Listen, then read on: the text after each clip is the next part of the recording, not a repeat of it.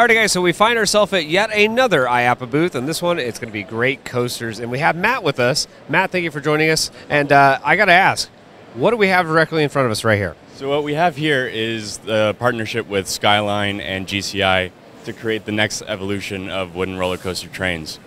So these take the capabilities of the Millennium Flyer and take them to the next level. So you can turn at a 9-foot radius, roll at 3.5 degrees per linear foot, and now we can invert. You can go upside down. We have Class 5 restraints, and we've got a beautiful train here that I think pays homage to the classic design of the Millennium Flyer, while also saying that this is what's coming new and what direction we're headed in. The way that I feel by looking at this train, it's almost like you guys reinvented the wheel with the Millennium Flyer. I mean, it's giving you more availability to do tighter turns and crazier things, which I'm all for, and I actually like that. Tell me about some of the design that went into this train as opposed to, say, your old classic style. Right. I think one of the main things that we tried to do was to get away from welds, because that's a major maintenance issue for parks, and what we tried to do was make everything clean and simple.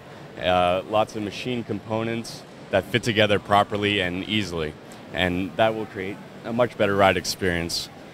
I'm seeing a lot of the parts on here. It looks almost like it's been CNC machined. Is that correct? Yes, absolutely.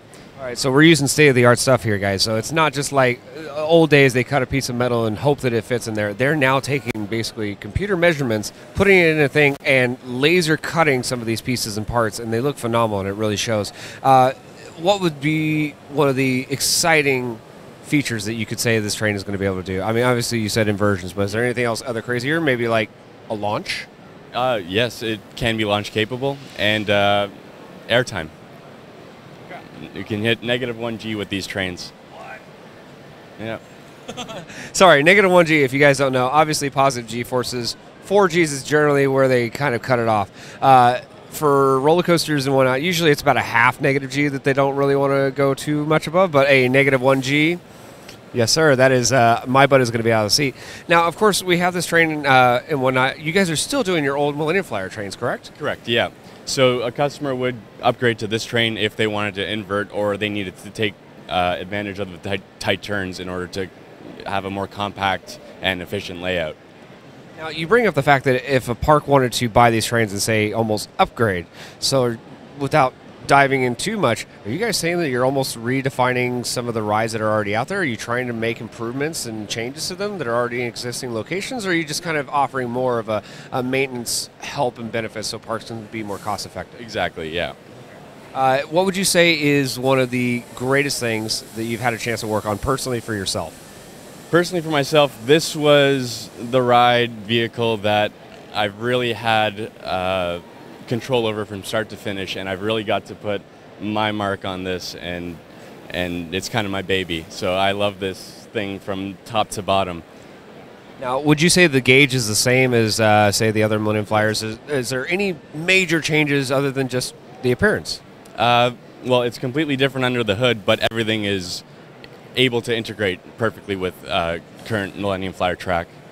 Now, you said that you were in conjunction with Skyline. Do you mind telling me about your partnership with them and how that came about? So I work with Skyline personally, so I work with Jeff and Chris from Skyline, and they formed that company after working for Great Coasters for so many years. And that partnership has really started to benefit the both of us because we can work together now and really help each other grow. And I think that's going to do it, at least finding out about the information on the train. Now, there is something over here that's catching my eye that I think we're going to have to go check out. So, Matt, thank you for speaking with me. Thank you. Thank you, Matt. All right, so we've moved on to the next location, and we have James here again from Great Coasters. And, James, what am I looking at? This looks like beyond mayhem. So this is our dueling drops model. This layout has been around for a few years, but we've never really displayed it at IAAPA before, so we wanted to make a model to make an impact. So we're really trying to sell this model, and we hope to see it in a park very shortly. Well, you definitely caught my attention, and not just for the fact that it's massive looking and it looks phenomenal, but I happen to see, a couple things here and there that look like inversions. With our new Class 5 trains behind us, we are able to do inversions. So that's one thing that we wanted to show this year. Now we are capable of inversions, and we're excited to show them. Excellent, and I do say that, but one thing I do notice on here is you guys are known for doing wood. I'm seeing a little bit of steel on here. Is there some sort of partnership, or is that all in-house from you guys? You were like, well, we're going to throw some steel in there with the wood and make it crazy. Wood at a certain point does have a limit, so we are going to have to add some steel to support the wood, but we do want to try to keep as much wood as possible in the coaster. We want to keep a traditional wooden coaster, but we still want to go upside down. Absolutely, and that's something that we haven't really seen from you guys, and I'm excited to see you guys take that route, because are you thinking it's just going to be like barrel rolls, or are we talking full layout when it comes to loops, things like that, or what? I think that the GCI Mark is really the family coaster, so we are going to try to stay in that realm, but we are going to start venturing into the more extreme. We're going to start out with a few inversions, and we'll see where that takes us. And I'm excited for that. I can already tell just from this, it looks like an amazing concept. I love what you've done with the lift hill, because you're literally saving space right here, it looks like. You're taking out some of the wood that would be the robust structure, and you're allowing the tracks to kind of get in there tighter and whatnot. The main reason for removing the wood underneath the lift hill is this is a dueling roller coaster, and with how the layout works, you actually go to opposite ends and then come back towards each other, and we wanted you to see the other car through the lift hill. Now, as far as like U.S.-based applications and whatnot, obviously they're very strict and stringent when it comes to safety rules and stuff like that. Do you ever think we could see a dueling coaster like this in the U.S., to be honest? I do think that you'd see it in the U.S., but I think that it will probably be in another country first. And I hate to say that, guys. As much as we would love to have this, I think the countries are going to get kind of the first dibs on this, but I would be more than happy to see this eventually, hopefully, in the States. But James, is there anything else I can really take away from this model, or anything else you can tell me about Great Coasters and what you guys are looking for in the future? Great Coasters, we're mostly moving on to bigger and better things. We have new trains, new designs, and look out for our new projects. It'll be exciting.